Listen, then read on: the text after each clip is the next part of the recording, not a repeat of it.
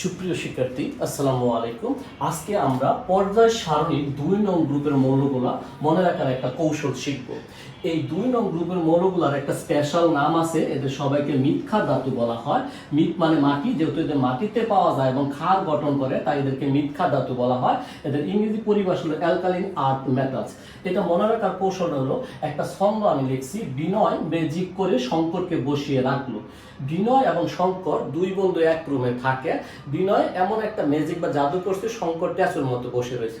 ওকে, এই ছন্দ থেকে যে শব্দগুলো আমাদের মিলে, বিনয় এখানে উচ্চারণ থেকে আমি লিখছি ভ্যারিলিয়াম, ম্যাজিক থেকে লিখছি ম্যাগনেসিয়াম, পরে মানে ক্যালসিয়াম, শঙ্করকে স্টনসিয়াম, বসিয়ে ভ্যারিয়াম, রাখলো রেডিয়াম। এই ছন্দটা যদি আমরা 2 থেকে 3 বার দেখে দেখে লিখি, ইনশাল্লাহ পরের বার আমরা না দেখে লিখতে পারবো। এখন এটা শিখলে আমাদের কি কি বেনিফিট হবে সেটা আমি বলতেছি। এই যে 2 নং গ্রুপের মৌলগুলো যে বললাম, এদেরকে যদি ইলেকট্রন কনফিগারেশন করো, এদের শেষ কক্ষপথে 2টা ইলেকট্রন থাকে।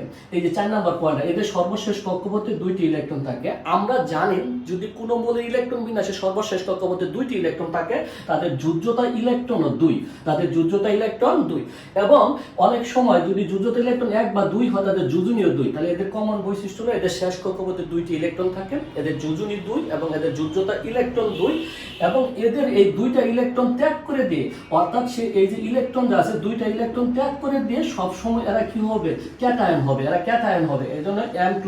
এখানে M দ্বারা আমি বুঝাইছি যে M মানে মেটাল ধাতু, 2টা ইলেকট্রন ত্যাগ করছে, আয়ন হয়েছে। আর আমরা জানি আয়ন যারা ক্যাটায়ন বা অ্যানায়ন হয়, তারা আয়নিক যৌগ গঠন করে। তাই 2 নং গ্রুপের সকল মৌলরা আয়নিক যৌগ গঠন করে। ধন্যবাদ সবাইকে।